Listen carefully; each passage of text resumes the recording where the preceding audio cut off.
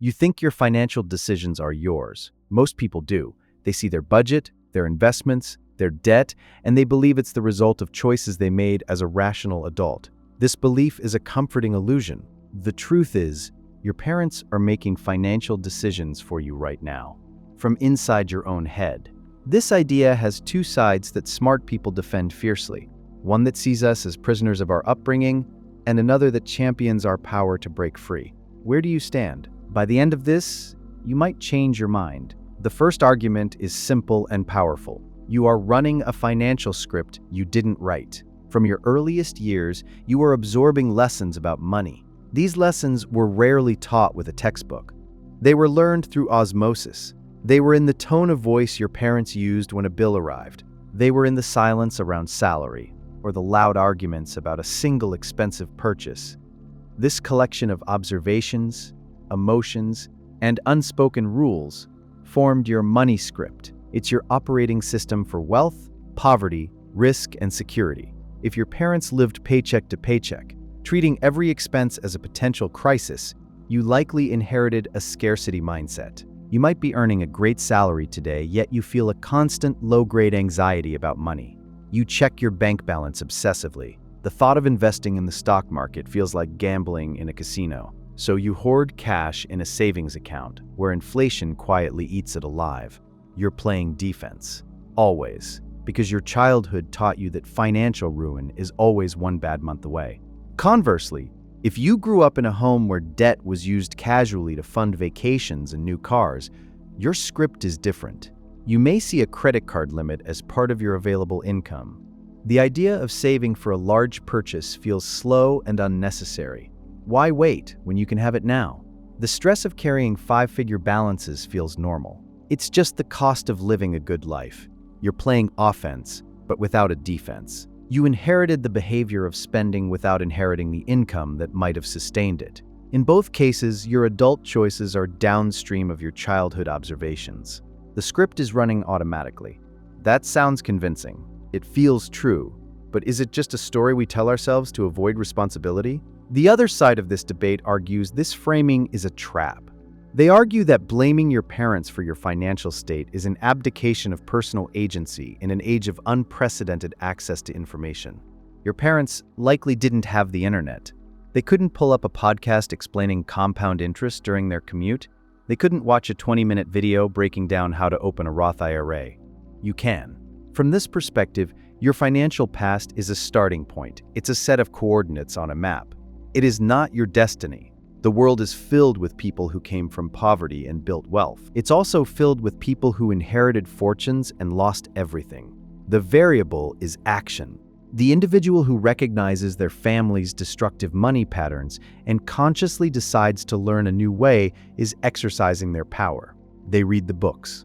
They listen to the experts. They choose to do the difficult, uncomfortable work of tracking their spending and creating a budget. For them, the past is a reason, but it is never an excuse. This argument is compelling because it appeals to our desire for control. It suggests we are the captains of our own ship. But it has a blind spot. It overestimates the power of information to change behavior. We all know the basics of healthy living. Eat vegetables, get enough sleep, exercise regularly. Yet obesity and sleep deprivation are rampant. Knowledge is one thing, execution is another. Entirely. Why would money be any different? You can read 100 books on investing, but that knowledge will do nothing to calm the panic you feel in your gut when the market drops 20%. The disconnect between knowing and doing is where this debate gets interesting. It points to a mechanism much deeper than just habits or information. The brain processes the physical pain of a burn and the social pain of rejection through similar circuits. It treats financial pain with the same biological gravity. Financial events from your childhood weren't just logged as data, they were tagged with powerful emotions. The anxiety of watching your mother carefully count coupons at the grocery store became physically encoded. The shame of having to wear hand-me-down clothes was stored in your body. The fear in your father's voice after a layoff became a part of your nervous system. Decades later, when you face a financial decision, you're not just weighing the numbers, you are wrestling with those emotional ghosts. That feeling in your chest when you consider asking for a raise? That's the echo of being told money doesn't grow on trees and don't be greedy. That impulse to splurge after a bad day, that's your brain chasing the dopamine hit you saw your parents get from retail therapy. Your financial life is a story, written in the language of emotion. Logic and spreadsheets often fail to translate. So, are we just running old code? Is free will in our finances a complete myth? That seems deeply pessimistic. But the other side argues that you can rewrite the code. You do this by changing your identity and your environment. The process is slow, deliberate, and it works. It starts with a conscious rejection of the old script. You stop saying, "I'm just bad with money." That identity is a prison. Instead, you focus on actions. You set up an automatic transfer of $50 a month to an investment account. That single action is a vote for a new identity. I am an investor. The amount is trivial. The vote is everything. You repeat these votes week after week. Over time, the evidence accumulates. You begin to believe it. The most powerful way to accelerate this is to change your environment. If everyone you know is in debt and complains about being broke, their reality will feel like the only reality. Their script reinforces your script. Imagine moving to a new city and making friends with people who talk openly about their financial goals. They discuss index funds over dinner. They plan their budgets for fun. You absorb their culture. You learn their language. Their norms become your new default setting. You're performing the same observational learning you did as a child, but this time, you are choosing your teachers. Critics of this idea have a powerful point. The ability to change your environment is a form of privilege. A person working 2 jobs to make rent cannot simply move or curate a new social circle of high-earning friends. Their environment is a function of economic necessity. This is a serious and valid objection. The freedom to choose your surroundings is its own kind of wealth. And the heavier the burden of your financial past, the less energy you have for the difficult work of change. The escape velocity required is immense. And yet, even within the tightest constraints, the principle holds. Curation of your environment can happen on a micro scale. It can be the podcast you listen to on the bus, the library book you check out, the free online community you join.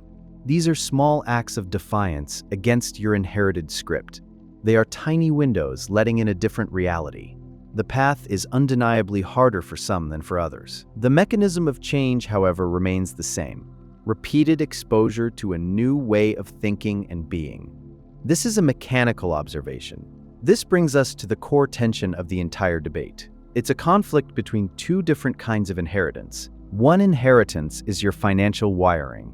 It's the set of deep-seated beliefs, anxieties, and assumptions your parents installed before you knew what money was. It's your emotional hardware. The other inheritance is the financial culture you choose to adopt. It's the knowledge, habits, and community you consciously build around yourself. This is the software you decide to run. The entire question of your financial life boils down to this. Can new software overwrite the limitations of old hardware? Or does the hardware always, eventually, cause the system to crash? Consider the person with a deep-seated scarcity fear. Their hardware screams danger at any hint of risk. Through dedicated learning, they install new software. They learn about diversification, long-term growth, and market cycles. They build a beautiful, logical investment plan. Then, the market has a correction. It drops 15% in a week. Their software tells them this is a normal, healthy part of a long-term strategy. It might even be a buying opportunity, but their hardware is screaming. It's flashing red alerts. It's a fire alarm, triggered by the ghost of a childhood memory. That tight knot behind their ribs is the feeling of insecurity they felt when their dad was laid off. The impulse to sell everything and run to cash is overwhelming. It feels like survival.